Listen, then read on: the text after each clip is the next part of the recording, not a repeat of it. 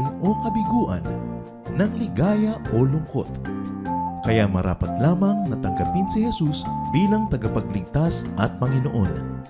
At matapos yun ay panariwain ang katapatan at paglapit sa Kanya bawat araw o day by day.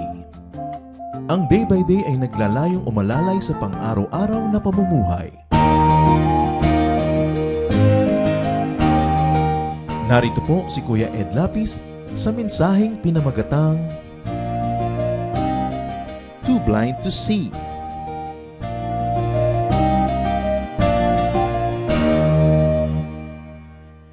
Matthew 5 or 15:14, stay away from those Pharisees, Jesus says.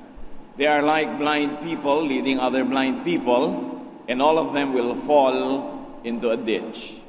Isang malaking babala mula sa Panginoon laban sa mga nagtuturo na sa pagtuturo ay nagliligaw lamang ng mga tao. The people were spiritually blind, very especially during the time of the Lord, and they were blinded by their own religious leaders. Ang ating pag-aaral, too blind to see. Masyadong pinagdidimla ng paningin, wala tuloy makita. Salamat, Panginoon, sa liwanag na nagbumula sa inyo. At salamat po dahil sa inyong pagbibigay liwanag sa aming paningin. Humihiling kami, Panginoon, ng lalo pang kaliwanagan sa aming isip at puso upang makita namin ang tunay na katuruan na ibinigay mo sa iyong anak. At ito ay maipamuhay namin sa aming pang-araw-araw na pakikasalamuha sa kapwa, sa inyo at maging sa aming sarili. We ask, Father, for a simple message that leads us closer to you, that brings Jesus closer to our daily lives. Teach us. In the name of your Son, our Lord Jesus, we pray with thanksgiving. Amen. We shall be reading from Luke chapter 4, and we will begin with verse 16. Jesus went back to Nazareth, where he had been brought up, and as usual, he went to the meeting place on the Sabbath. We know that the Lord was born in Bethlehem, but afterwards they went to Egypt, and when they returned to Israel, they went back to Nazareth, where he grew up. At ang Panginoon, matapos siyang mabautismuhan, at matapos siyang gumawa ng mga himala sa ibang lugar, ay umuwi siya sa kanyang sariling bayan, Nazareth. Ang una niyang ginawa, pumunta siya sa synagogue, the local worship place, where it was traditional for people to read from Scripture. At siya ang naatasang magbasa nung siya ay pumunta dito sa synagogue. Luke 4:16-18, sa pagpapatuloy. When he stood up to read from Scriptures, he was given the book of Isaiah, the prophet. He opened it and read, "The Lord's Spirit has come to me, because he has chosen me to tell the good news to the poor. The Lord has sent me to announce freedom for prisoners, to give sight to the blind, to free everyone who suffers, and to say, this is the year the Lord has chosen." Isaiah was one of the most powerful and best-read prophets during the time of the Lord, although Isaiah lived long ago. At ang laging hinihintay ng mga Israelita ay ang pagdating ng Messiah, ng tagapagligtas. At itong verses na ito ay kanilang inaangkin na isang prophecy tungkol sa darating na tagapagligtas. Ano daw ang mga katangian ng tagapagligtas na ito? That he will tell the good news to the poor. That's why they were thinking that the coming Messiah was also an economic liberator. Sobra kasing mahirap ang mga Israelites under the royalty and also under the Roman colonial system, which added burden to the local royalty. Kaya meron silang pagdanasan na lumaya sa kanilang kahirapan at ang kanilang mga propeta na nagustuhan nila yung mga sobrang mahirap dahil natural lang, may mga social problems ang bayan. At ito tagapagligtas na ito would be sent to announce freedom for prisoners. And they were thinking that this would be prisoners who were political prisoners or colonial prisoners. So akala nila ang darating na Messiah ay mayroong kakanyahan, katangian na political din. It was to give sight to the blind, to free everyone who suffers. Again, the context was freedom from colonialism. At sabi, this is the year that the Lord has chosen. So the Lord read prophecy, but that prophecy is exactly about Jesus. Unknown to his readers, yet that prophecy was really about him. At kung ulitin natin ang ilang bahagi ng prophecies na ito, Luke 4:18, the Lord's Spirit has come to me.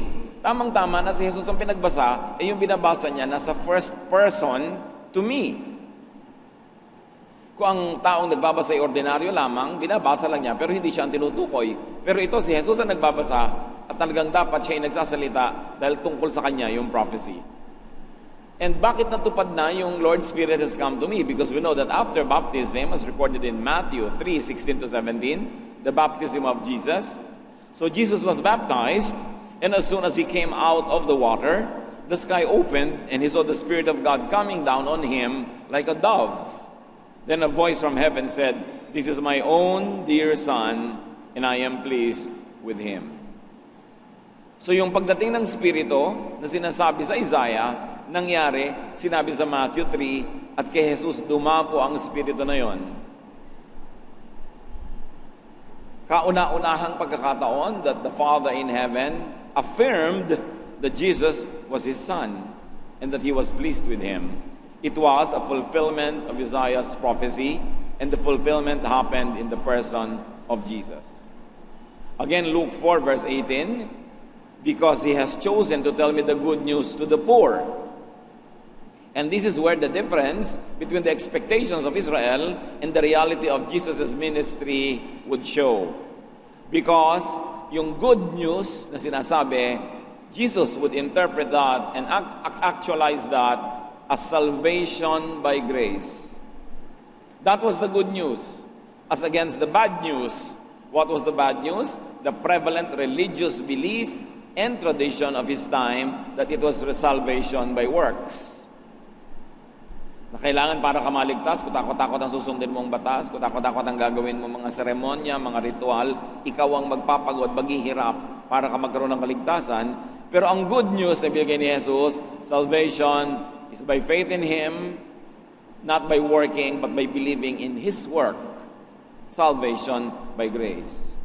At yung tinutukoy na poor, good news of the poor, was not the economically, financially poor, but those who were poor in spirit or the religiously deprived. So ang magandang balita ay kaligtasang dahil sa pananalig at hindi pinagtatrabahuhan dahil si Jesus ang nagtrabaho para doon. At ang poor na tatanggap noon ay hindi yung economically poor, but everybody who was really religiously undernourished, they were spiritually poor.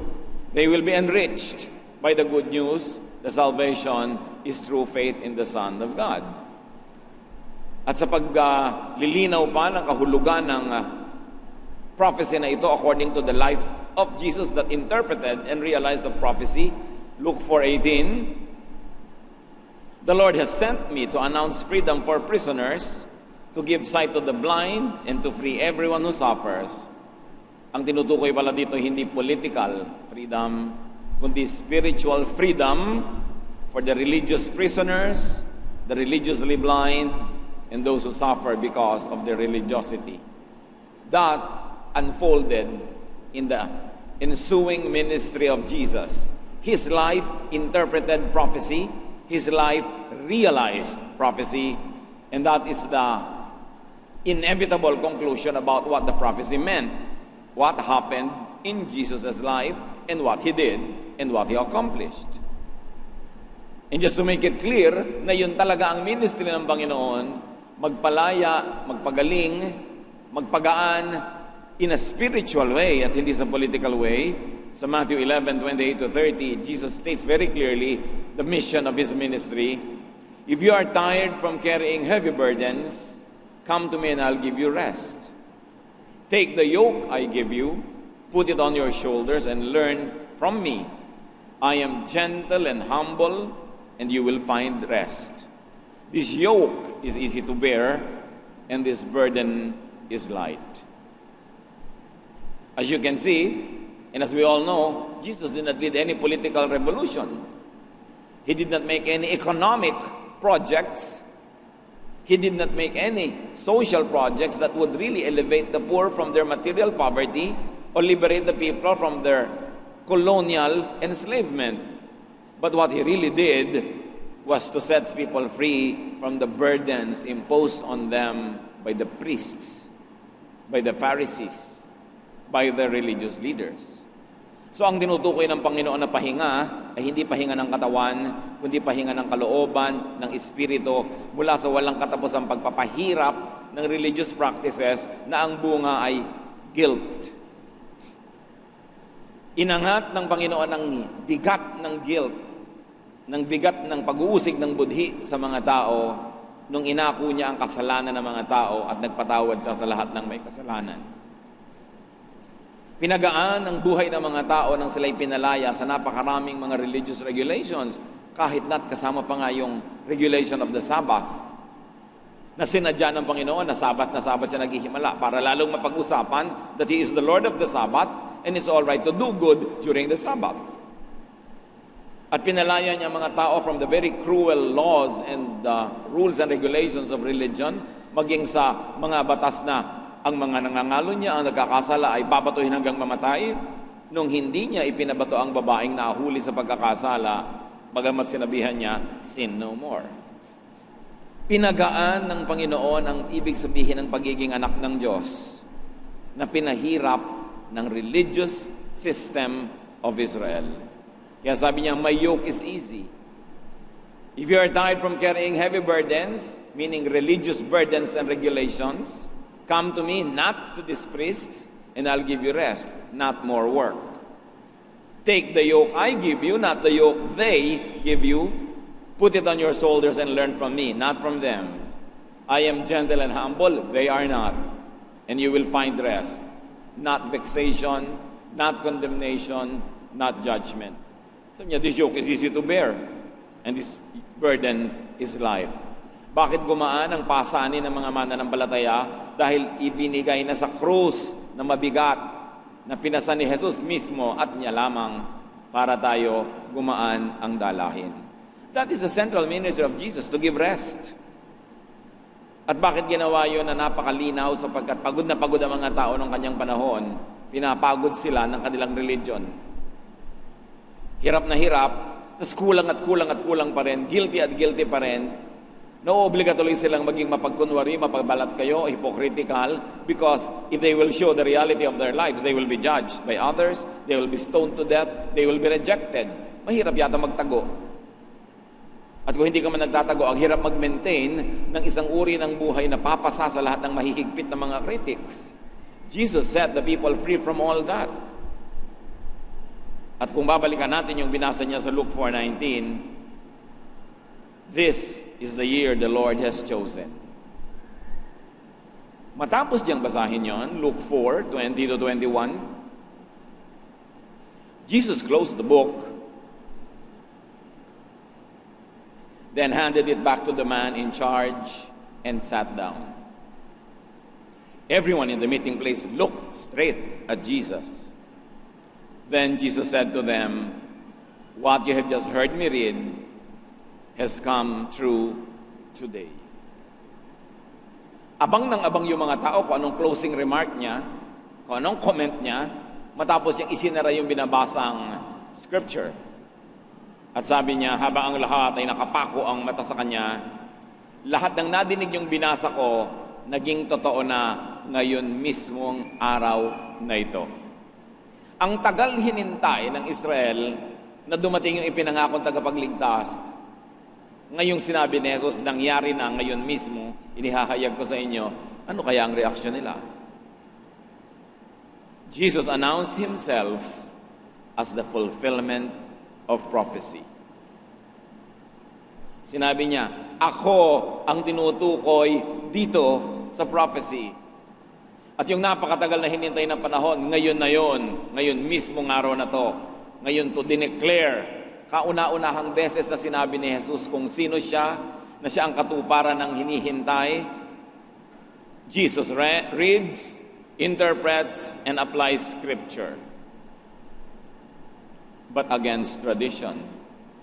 Kasi ang kanyang ministry ginawa na so far, bagamat kokonti pa lang, at gagawin pa niya matapos ang event na ito, ay puro salungat sa inaasahan ng temple, ng mga priests, at maging ng nakararami sa mga mamamayan. Ano magiging reaksyon ng mga taong itong nag-assemble to pray and to read scriptures? Luke 4:22 to 24. All the people started talking about Jesus and were amazed at the wonderful things he said. They kept on asking, "Isn't he Joseph's son?" Takang-taka sila, saan kumuha ng dunong ng taong ito para magsabi ng ganyan? Hindi ba kilala natin ang tatay niya, si Joseph, carpenter lang naman? Hindi naman sila lahi ng mga propeta o mga priest? Bakit niya sinasabi ang ganitong mga bagay? Verse 23, Jesus answered, "You will certainly want to tell me this saying, 'Doctor, first make yourself well.'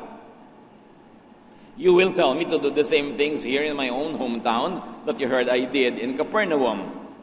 But you can be sure that no prophets are liked by the people of their own hometown." Pinre-empt na ni Jesus, inunahan na niya yung mga tao, nababasa niya ang kanilang isip. Sabi, sigurado ang susunod yung sasabihin sa akin "Doktor, subukan mo na munang pagalingin ang sarili mo bago ka magpagaling ng iba. At hihilingin nyo rin sa akin na ulitin ko dito mga himala na ginawa ko doon sa kabilang bayan, sa Capernaum. Pero sinasabi ko sa inyo, at alam naman nating lahat, wala naman talagang propetang tinanggap at nagustuhan ng mga sarili niyang kababayan." So Jesus was already foretelling what would happen because of this declaration that he did. As we know earlier, Jesus did miraculous acts in Capernaum. He had become well known. But he preempts the rejection that he will receive from these people. Luke 4:25 to 26, to continue our main reading. Sinabi ni Jesus, "Once during the time of Elijah, there was no rain for 3.5 years, and people everywhere were starving. There were many widows in Israel, but Elijah was sent only to a widow in the town of Zarephath, near the city of Sidon." Sinariwa ni Jesus ang isang gunita na alam ng buong bayan, naganap dahil sobrang sakit ang hampas nitong pangyayaring ito sa kanilang bayan. Sabi niyo, natatandaan niyo nung panahon ni Elijah? Walang ulan, 3.5 taon. Natigang ang lupa, namatay lahat ng mga halaman. At kung walang halaman, walang hayop, walang pagkain, nagkaroon ng taggutom. Pero natatandaan niyo ba, sabi ni Jesus, na sa dinami-rami ng mga balo, mga babaeng namatayan na ng husband nila, sa buong Israel, isang balo lang ang pinaghimalaan ng Diyos. At hindi pa ito Israelita, isang Gentile. Ipinadala ng Diyos si Elijah sa balo sa bayan ng Zarephath na malapit sa lungsod ng Sidon. At alam natin na dahil nagpunta doon si Elijah, nagkaroon ng himala, pinakain ng Diyos itong balong ito at ang kanyang anak na bata, pati na rin si Elijah, at nakaligtas sila sa taggutom. Ano ang point dito ni Jesus? Kayo mga Israelita, ang yabang-yabang nyo, lagi nyo sinasabi yung kayo ang chosen people, mahal na mahal kayo ng Diyos, kayo ang bukod na itinatangi. Naging dahilan na tuloy ito para husgahan nyo ang ibang lahi, maging self-righteous kayo, maging ethnocentric. Pero natatandaan nyo ba, na nung nagkaroon ng taggutom, wala ni isang Israelitang balo na binless ang Panginoon at may binless na isa, outsider pa, Gentile pa. Jesus emphasizes how the Israelites were not really that blessed. Were not really as blessed as they imagined themselves to be. Yung kasi ang mito na sobra silang paborito ng Diyos, ipinaalala sa kanila ng Diyos. Naalala nyo? Wala kayong pinaghimalaan sa inyo. Yung tagalabas pa ang pinaghimalaan. It was a shocker, but true. From the very lips of Jesus, a bitter pill to swallow. Dahil simula sa araw na ito, na ang Panginoon ay tumayo at sinabi niyang siya ang personification and realization of prophecy, wala siyang gagawin kundi tuligsain ang baluktot na paniniwala ng mga Israelita, ang baluktot na misrepresentation of the priests about God the Father in heaven, Nang ipinakilala lang nila ay napakahigpit, laling nagagalit, lagi nagpaparusang Diyos, ang tao ay laging natatakot, laging nagigilty. Parang ang lahat ng kabaluktutan na ito ay dapat ituwid. Dahil kung tama na ang relihiyon nila, bakit ipapadala pa si Jesus? Ipinadala si Jesus para ituwid ang baluktot, itama ang mali, at tapunan ng liwanag ang madilim. Kaya ang tawag kay Jesus, the way. Kasi hindi way yung mga nauna. Ang tawag sa kanya ay liwanag kasi dilim yung nauna. At ang tawag sa kanya ay tagapagligtas, katotohanan, kasi yung mga nauna hindi nagliligtas at hindi totoo. Kasi kung ang lahat ng yun ay way, truth, and life na duplication naman, sayang lang ang pagod ni Jesus para mamatay pa siya, tama naman pala yung pananampalataya ng mga tao. So the very presence, the birth of Jesus, the ministry of Jesus was an indictment of the erroneous religious life of the people, led and misled by their leaders, by their priests. It was a bitter pill to swallow, but that was the medicine that Jesus brought with Him, the correction of all the errors. Ituwid ang liko, liwanagan ang madilim, pagaanin ang mabigat, itama ang mali. Magugustuhan ba yun ang pasyente? Dinagdagan pa ni Jesus, Luke 4:27, sa pagpapatuloy nung binabasa natin.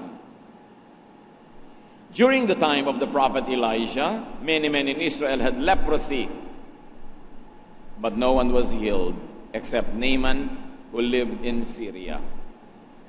Sabi niya, hindi pa kayo kontento sa example na dinami-rami ng babaeng balo dito, wala namang binigyan ng pagpapala, yung outsider pa. Nung panahon naman ni Elisha, binanggit na niya si Elijah at Elisha, the two greatest prophets of the Old Testament. Nung panahon ni Elisha, sinong pinagpala ng Diyos? Sabi, sa dinami-rami ng lalaking Israelita na may ketong, isa lang ang pinagaling nung panahon na yon at hindi Israelite. Si Naaman, na taga-Syria, Gentile. Jesus emphasized how the Israelites were not really blessed as they like to believe. That they were not really as blessed as they imagined themselves to be. That they were not really that chosen. A very bitter pill. But any medical practitioner will prescribe what works, what is needed by the patient.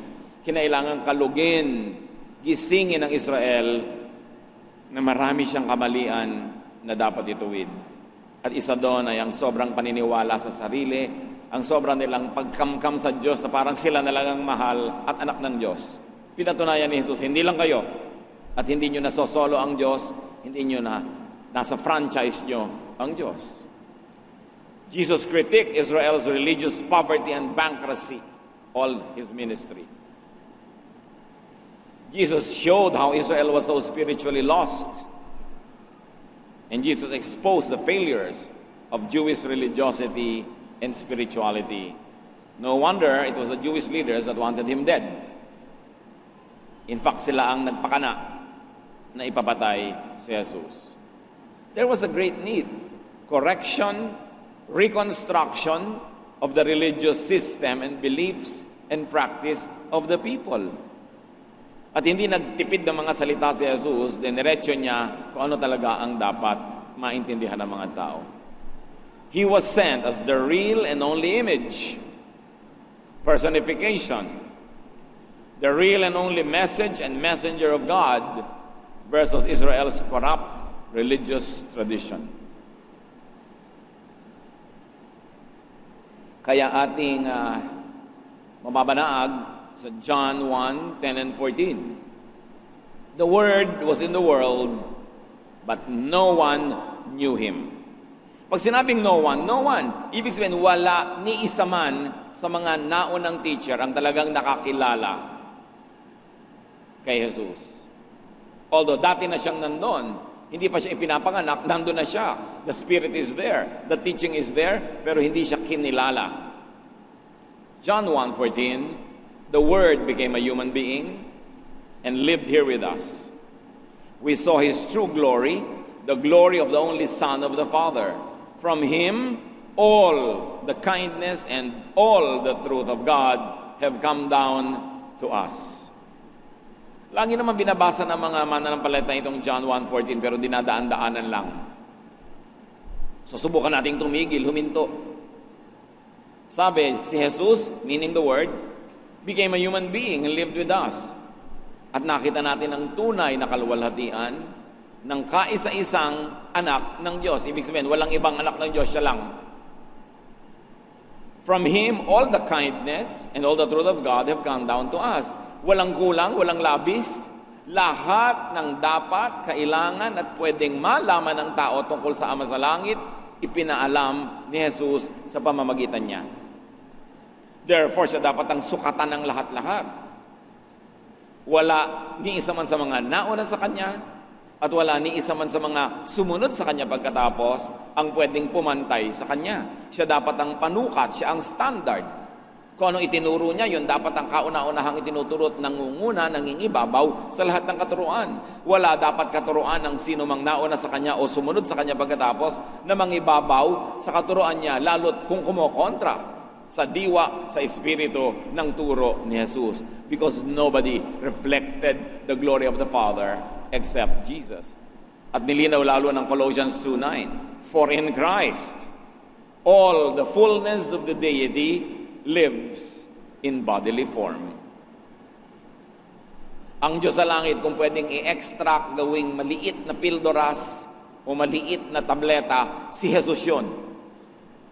Ang lahat-lahat ng essence ng Ama sa Langit na kay Jesus, na buhay sa katawang yon, na katawang tao, na tinirhan ng kaluwalhatian ng Diyos Ama sa langit. Kaya tinatawag na siya ang Diyos Anak. So, if in Christ all the fullness of the deity lives in bodily form, it means nothing lived among the glories of God in the Jewish religious practice. Kinakailangan tuloy ituwid, ipadala si Jesus. Shocker to.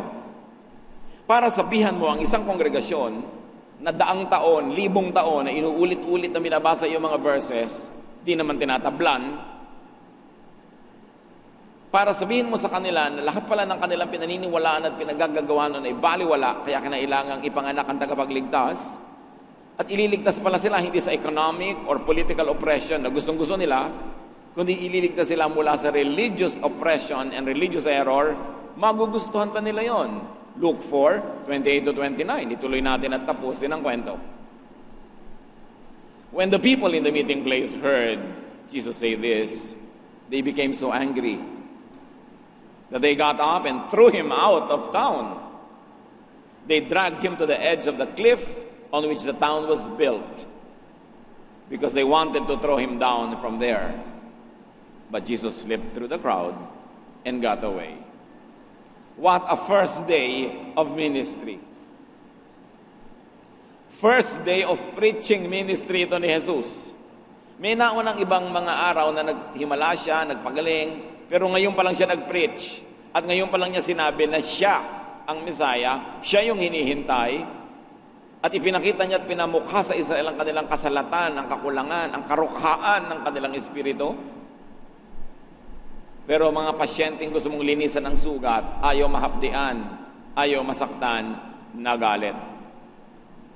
Sa halip na tanggapin nila yung matagal na nilang hinihintay, hindi lang nila itinakwil, kinaladkad nila si Jesus palabas ng sinagog, kinaladkad mula sa mga lansangan ng bayan, dinala doon sa may libis, doon sa may talampas, dinala nila doon sa cliff, at ihuhulog nila para mamatay sa pagbagsak doon sa mga matatalim na bato sa baba, para matigil ang kanyang sinasabi. The people were so blind, too blind to see the real light. Jesus was right when he said, "You're going to reject me." The sad thing is that this thing happens even today.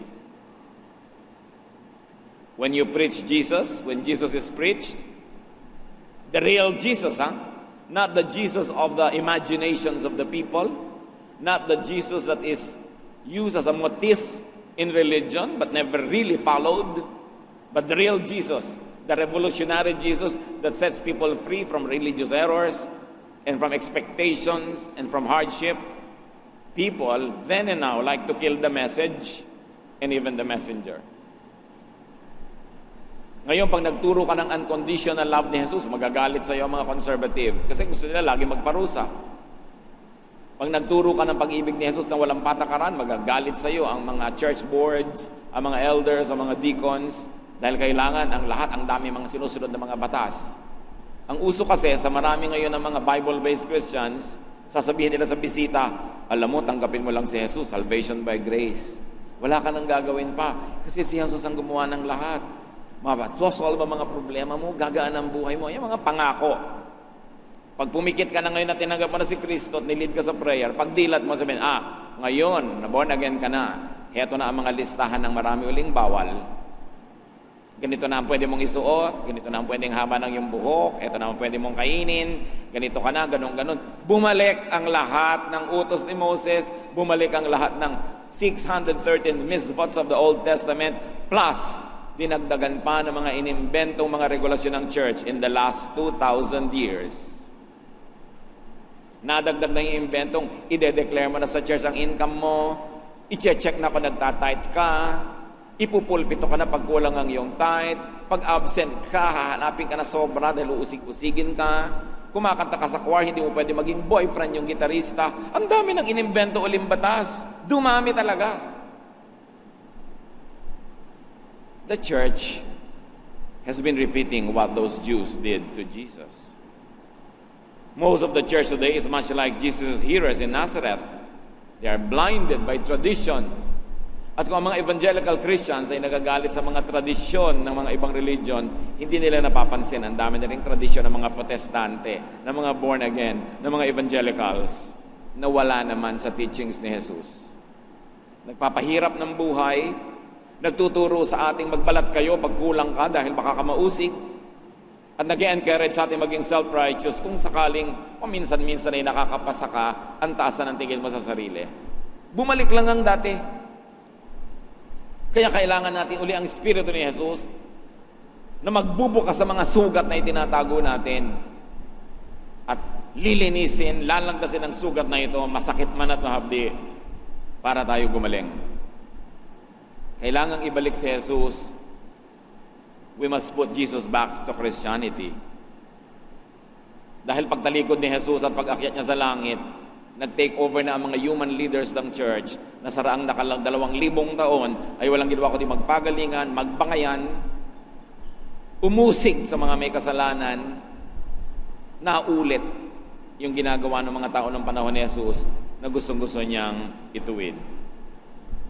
Napakahalaga na mapag-aralan kung ano ang lesson ng encounter na ito ni Jesus with that particular synagogue. Kaya sabi ng John 1:9-11, the true light that shines on everyone was coming into the world. The Word was in the world, but no one knew Him. Though God had made the world with His Word, He came into His own, but His own nation did not welcome Him. Ang challenge, mga kapatid, is how much do we really know Jesus? How much of the teachings we always hear are really from Jesus? How much of the interpretation of Scripture passes through the standard, the frame, the love, the heart of Jesus? Yun ang dapat nating balikan. Be free from religious molds that do not conform with, in fact, that contradict the teachings of Jesus. Suriin natin kung ano mang ikinoconsider nating bawal, hindi dapat gawin, bla bla bla. Ano talagang sabi ni Jesus tungkol dyan? Ano talaga ang sasabihin ni Jesus sa mga issues ng ating panahon? Kung paano tayo nakikisalamuha sa ating kapwa, taga-church man o taga-labas. Paano tayo nakikisalamuha sa lipunan? How do we interact with society, even those outside the church? What we'll tell them, what we say to them, and how we measure them, is it based on the teachings of Jesus or the teachings of someone else? Jesus is Lord. In His name, every knee will bow, every tongue will confess that He is Lord. Therefore, His teaching must prevail over any other religious teaching. Kahit matagal na nating nakasanayan, dapat nating dalhin kay Jesus at itanong sa Kanya, approve ba itong teaching na ito? Kaya tinanong siya noon, sa dinami-rami ng mga commands and laws ng Israel, ano sa palagay niyo ang pinakadakila? At wala naman si Lord na pinili doon sa mga choices eh. Sabi niya, none of the above. Ang pinakadakila ito, love God and love others. Yan ang dapat na pinakadakila at dapat lahat dyan nakasalalay, dyan nakasabit, nakasandal, nakatungtong ang lahat ng mga sub-commandments and sub-policies ng paniniwala. Kaya sabi niya, gusto niyong makilala kayo ng mga tao na tunay ko kayong alagad? They will know that you are my disciples if you love one another. Hindi sinabing kung napakahigpit nyo sa doktrina, kung napakadogmatic ninyo, napakarami nyong policy. Sabi niya, kung maibigin kayo, yun ang pagkakakilanlan na kayo ngay aking mga alagad. Sa katunayan, pagka masyado kang relihiyoso, doon nga mahirap maging maibigin. Kasi lagi ang feeling mo, dapat mong i-protect ang Diyos sa mga kamalian. Dapat mong igiit, ipilit ang kalooban ng Diyos sa buhay ng bawat isa. Kaya tuloy napakarami mga relihiyosong sobrang pakialamero, sobrang judgmental, sobrang manghimasok, sobrang manghusga sa kapwa. Mahirap tuloy kasama. Hindi yun style ni Jesus, style yun ng Pharisees. Kaya nga sabi ko, suriin natin ang mga sarili. Baka naman Pharisees yung ating sinusunod. Tapos Christian ang tawag mo sa sarili mo. See the light of Jesus. Overcome the darkness of religious tradition and blindness. Open your eyes to the new and renewing, to the fresh and refreshing teachings of Jesus. Kung ang crime ng mga tao sa panahon ni Jesus, sa Old Testament time especially, tinabunan nila yung tunay na pag-ibig ng Ama, ng Jewish laws and religiosity, ang kasalanan naman ng panahon natin ngayon at nung karaang mga daang taon, libong taon, tinabunan naman ng church ang mga tunay na katuruan ni Jesus at dinagdagan, pinatungan, binalutan ng kanya-kanyang tradisyon, ng kanya-kanyang mga sekta at mga denominasyon. Hindi mo na tuloy makita at mahanap si Jesus. Dapat balikan si Jesus. Discover, rediscover, resurrect Jesus and His teachings. And this is the challenge, to put Christ back to Christianity. Huwag tayong magalit, huwag tayong magdamdam, huwag tayong ma-offend. Pag ang teachings ni Jesus, tulad ng ginawa niya nung unang araw ng kanyang public teaching na yon, ay tutuligsa sa ating mga nakasanayan, na mga paniniwala. Dumating siya para baguhin, hindi lang ang mundo, kundi ang puso ng mananampalataya. Ibig sabihin, merong dapat baguhin. Obviously, the old religious system of Israel did not do much to represent God properly and correctly. That's why He had to send His Son to correct the system. But that was 2,000 years ago. And obviously, the churches that followed afterward also have contributed to the misrepresentation of Jesus. Kaya ang dapat balikan, hindi naman mahirap balikan, nasa Gospels. Dapat magkaroon tayo ng panibagong sidhi ng interes na basahin ng Matthew, Mark, Luke, John, kung saan nando ng mga direct katuruan ni Jesus, ang kanyang buhay, ang kanyang ministry. Dapat nating salain ang lahat ng katuruan ng books of the Bible before the Gospels and after the Gospels through the life, the ministry, and the teachings of Jesus, because He is the Savior, He is our Lord, He is the Son of God, He is the true reflection of the Father. Marami namang katuruan before Jesus and after Jesus na maka-Jesus. Pero may mga katuroang hindi. Dapat suriin at kilalanin. At dapat si Jesus ang mangibabaw. Because He is our Savior. Because He is our Lord. That is the challenge to modern day believers. To find Jesus again. To go to the heart of the gospel. To go to the heart of Jesus' teaching, which really is about loving people and loving God. Beyond religiosity, above formality, and above stiffness and religious paralysis. Napakahalagang isingin muli, pukawin ang Espiritu ni Jesus na dala-dala sa atin ng banal na Espiritu sa araw ng pagtanggap natin kay Jesus.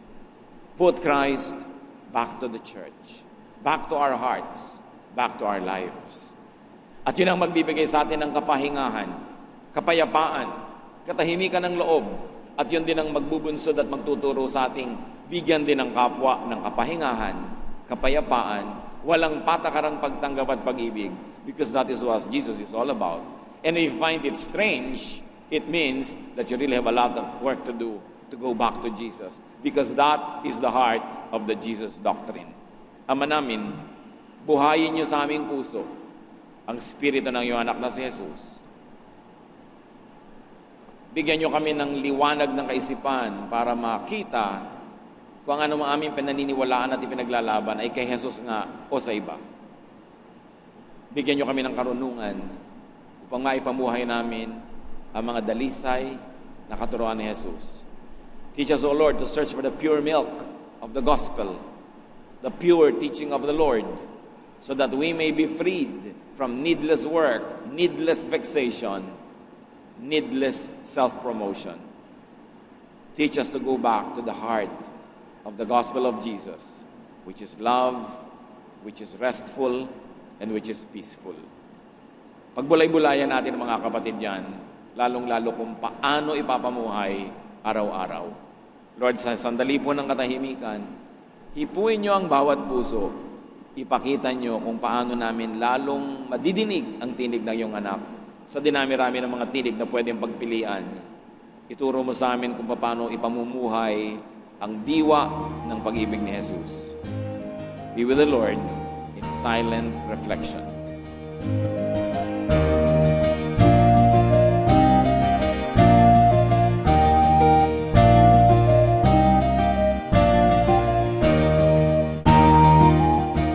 Ang katatapos pong mensahe ni Kuya Ed Lapis ay pinamagatang Too Blind to See.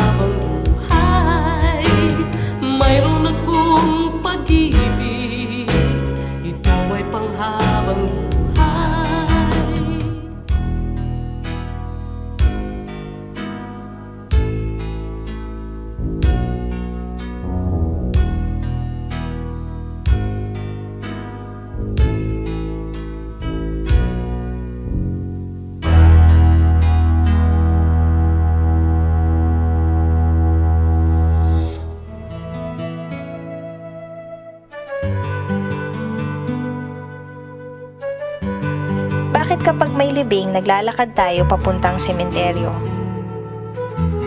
Meron kasi tayong konsepto nga ng timelessness. So, kung bibilisan mo naman yung libing, natapos agad. Parang goodbye agad, madali. Ayaw nga natin ng madaling goodbye, gusto natin prolonged. Eh di lalo na kung huling paalam yan at dadalhin mo na siya sa kanyang libingan, pinapatagal mo pa. Kaya kahit ang lahat may kotse, may sasakyan, maglalakad pa yan.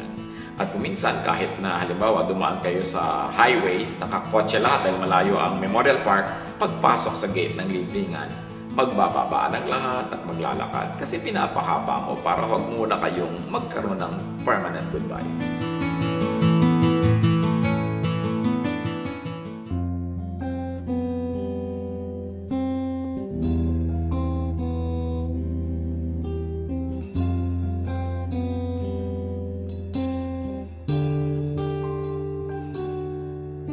Mula sa sinapupunan, ako'y iyong kilala. Wala na nang iba, sa inyo'y hihigit pa. Panginoon, tapat dakila ka. Kayo lang ang pupurihin at siyang tatanghalin, pagkat kay buti-buti niyo sa akin. Ang pag-ibig na sadyang kay ganda, mga pangako niyo'y gabay sa aking daan. Walang makapapantay sa anak ninyong alay. Ang pag-ibig niyo'y sapat kailan pa man.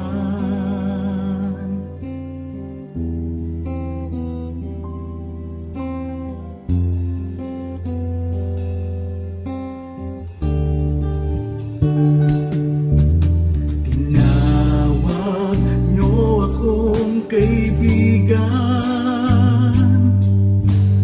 kahit na ako ay pariwara.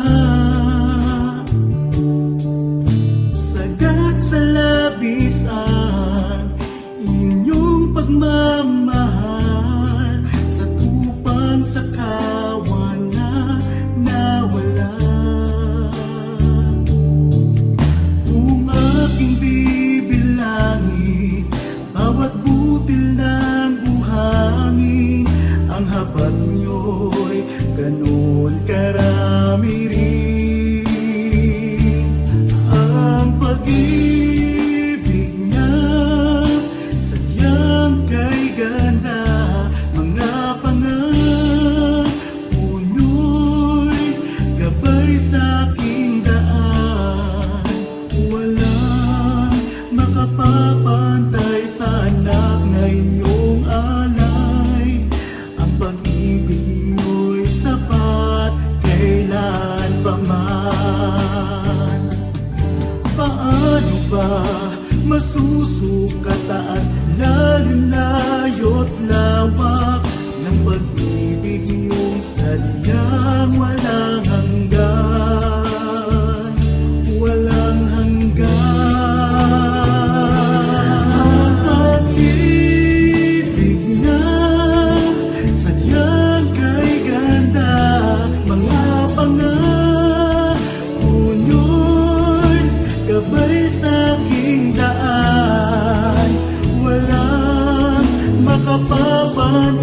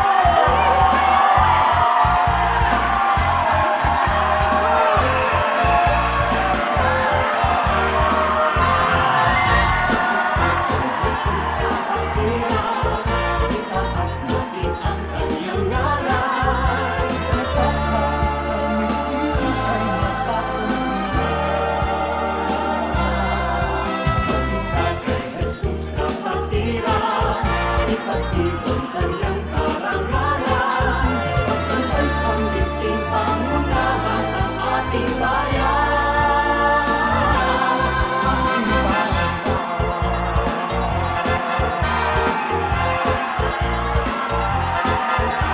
Handa na ang ating piging sa pangunahing panauhin. Tayo na kumawit, sumayaw sa pagtungin, at siya'y makapapiling. Ang kay Jesus kapatira, itaas natin ang kanyang ngalan. Sa isang tigilig siya'y mapapurihan. Isa kay Jesus kapatira, ipatin ang kanyang karangalan. Pagsasay sa miting pangunahan ang ating bayan. Ating bayan.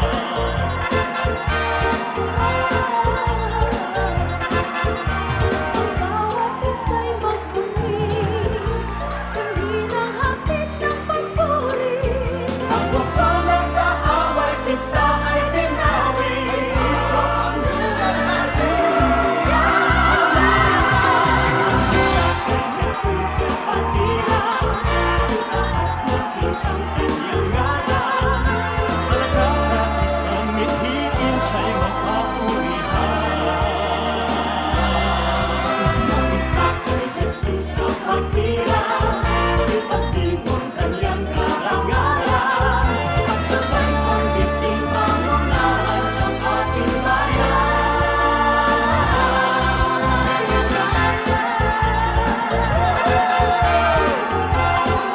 Halina tayong magpista!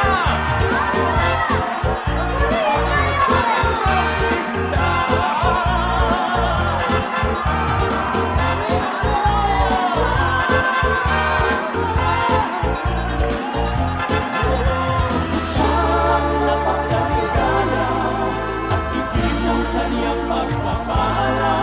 Sa ating pagmasidak sa nadarama, nagkakais at sama-sama. Magkita kay Jesus Pilipinas, pagtubos sa Diyos ay maglilinas. At pinain ang hanip, pinapin ang kanyang hiyas.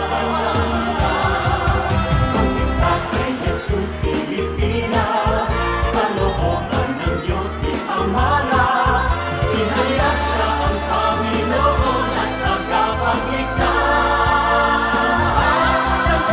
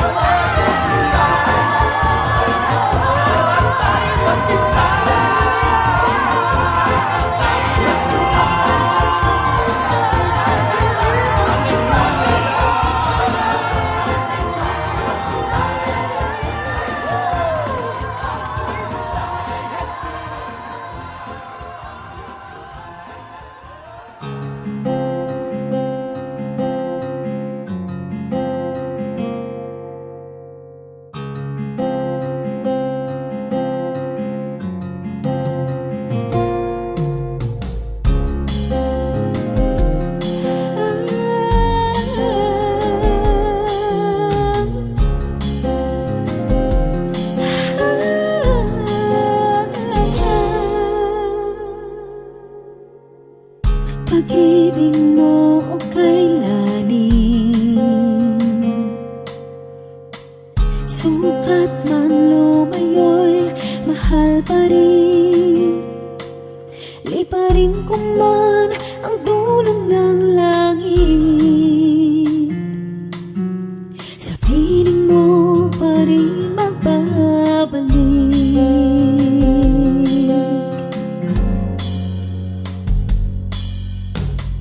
Kahit minsa'y magkasala,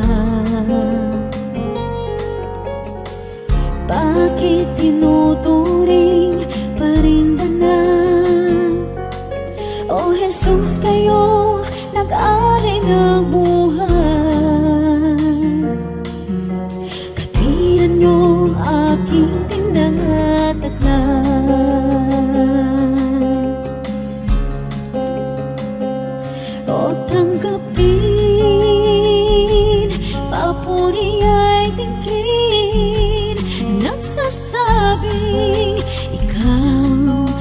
aking hari, Diyos na banal, ngalay tinatanghal, kabutihan mo sa'kin walang mali. O Diyos, salamat sa pag-ibig na wagas.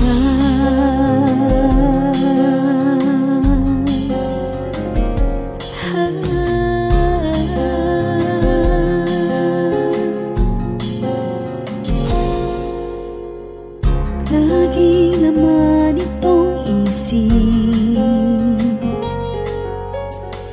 ngalan ko sa palad mo inukit. Walang sino mang maaring magwala,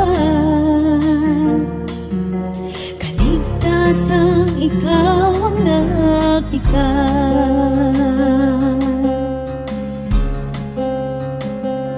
O tanggapin,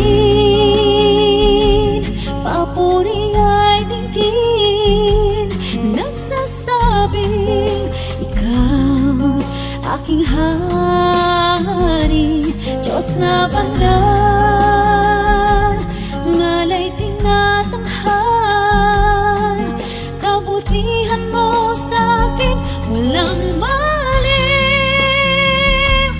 O Diyos, salamat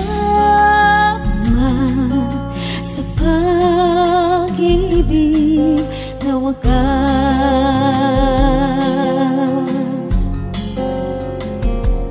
O tanggapin,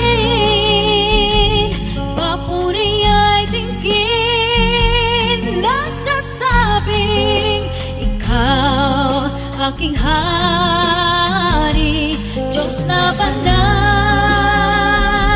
ngalay tinatanghal, kabutihan mo sa'kin walang mali. O Diyos, salamat sa pag-ibig na wagas.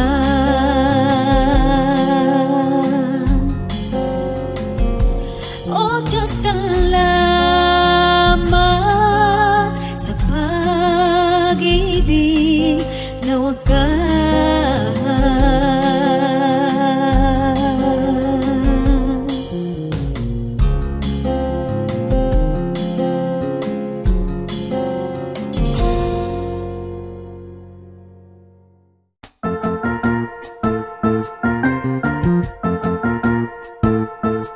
Oras na po para pansamantalang magpaalam ang programang Day by Day. Tayo po'y magsama-sama tuwing ika-6 hanggang ika-7 ng umaga, araw-araw. Magandang umaga po at mabuhay ang Panginoong Hesus.